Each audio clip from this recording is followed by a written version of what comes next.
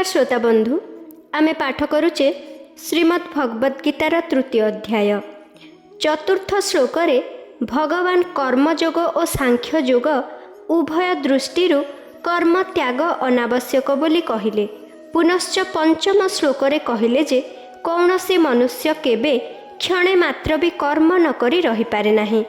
षष्ठ श्लोक रे हठपूर्वक इंद्रिय गणकर क्रिया को निरोध करी निजको क्रिया रहित मानुथिबा व्यक्तिंकर आचरण मिथ्या बोली कहिले।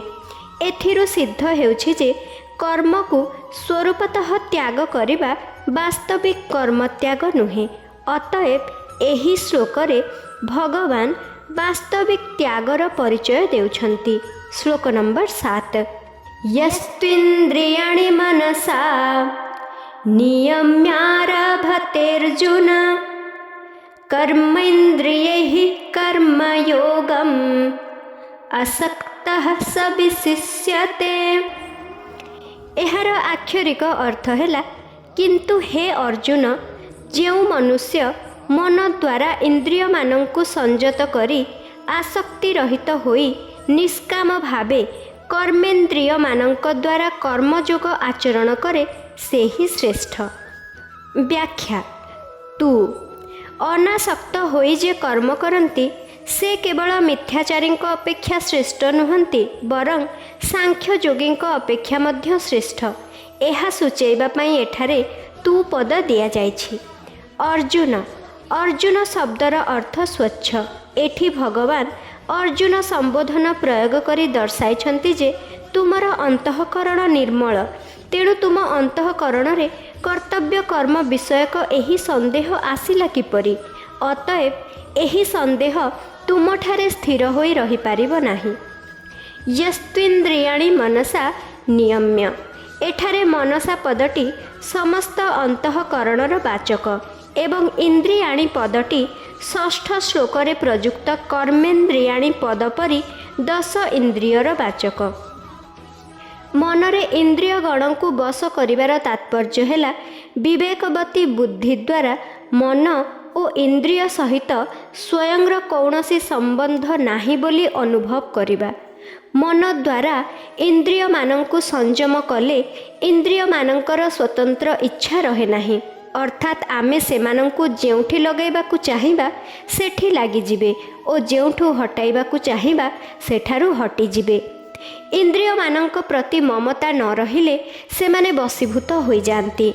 द्वादश अध्यायर 11 नंबर श्लोक रे मध्य कर्मयोगींक निमंते इंद्रिय बस करिबा कथा कुहा जाइछि।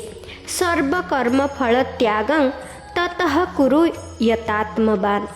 तात्पर्य हैला वशीकृत इंद्रिय मानंक द्वारा ही कर्मयोग आचरित हुए।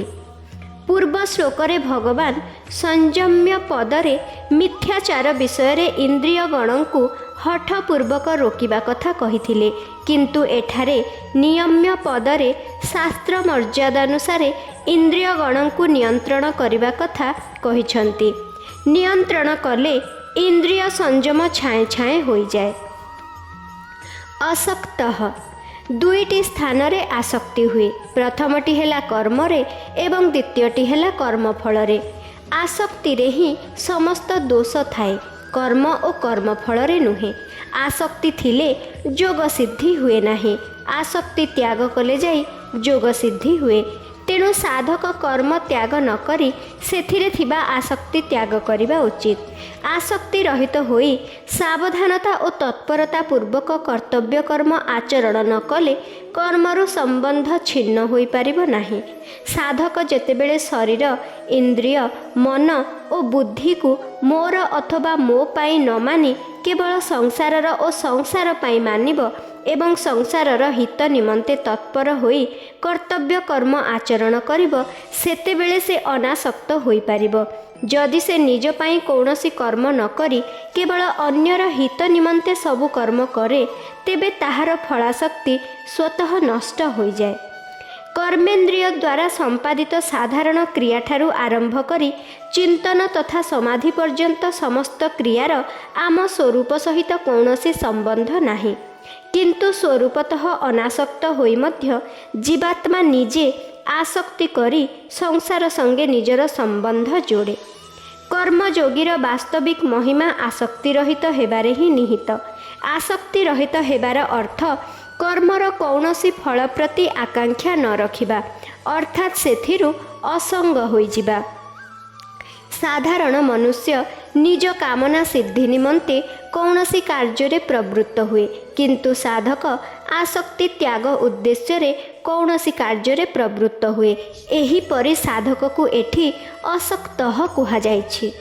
ज्ञानयोगी और कर्मयोगी उभय फलेच्छा और आसक्ति त्याग करुथिले मध्य ज्ञानयोग अपेक्षा कर्मयोग सहज बोली प्रमाणित हुए, कारण कर्मयोगी को अन्य कौनसी साधनार आवश्यकता नथिबा स्थले योगी को देहाभिमान तथा क्रिया और पदार्थर आसक्ति दूर करिबा पाई कर्मयोगर आवश्यकता रहे।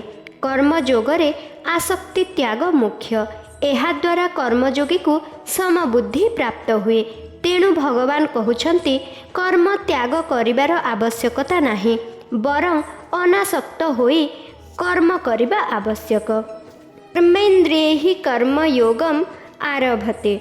जेपरि एही श्लोकर प्रथम चरण रे प्रयुक्त इंद्रियाणी पदटी 10टी जाक इंद्रियर वाचक, सेहीपरि एठी कर्मेन्द्रियैः पदटी 10टी जाक इंद्रियर वाचक बोली बुझिबा उचित। जदि कर्मेन्द्रियैः पदरे केवल हस्त पाद आदि को निया जाए, तेबे दर्शन श्रवण और विचार न कले कर्म हेब किपरि? अतएव एठारे अंतःकरण और बहिकरण समस्तंकु कर्मेन्द्रिय बोली मानि निया जाइछि, कारण एमानंक द्वारा कर्म हुए। कर्म निज पाई न करी परहित पाई करागले ताहाकु कर्मयोग कुहाଯାଏ।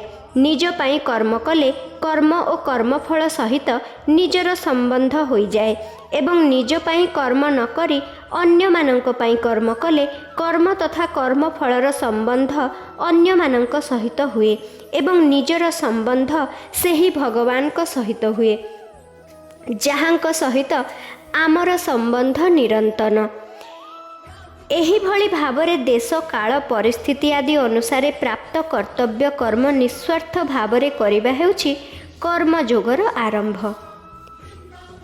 स विशिष्यते, जे स्वार्थ और फलाशक्ति त्याग करी समस्तंक हित पाई कार्य करे से श्रेष्ठ। तार समस्त क्रियार प्रवाह संसार आड़कू हेबारु ताठारे स्वतः असंगता आसी जाए।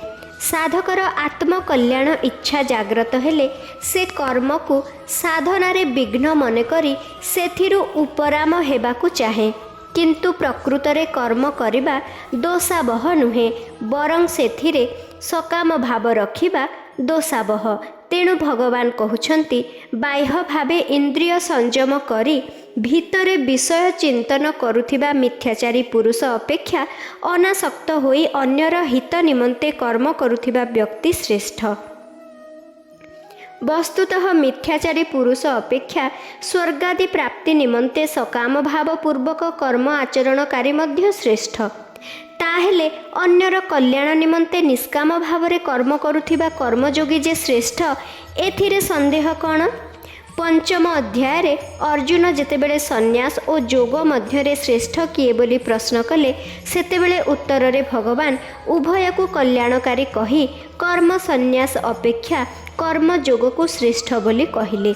सेही दृष्टिरु एठारे मध्य स्वार्थ भाव त्याग करी अन्यर हित निमंते कर्म करुथिबा कर्मयोगी को श्रेष्ठ कुहाଯାଇଛି।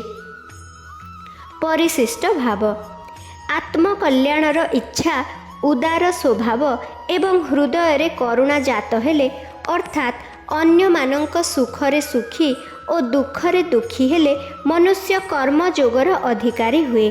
कर्मयोगर अधिकारी होइगले कर्मयोग सहजरे आचरित हेबाकू लागे।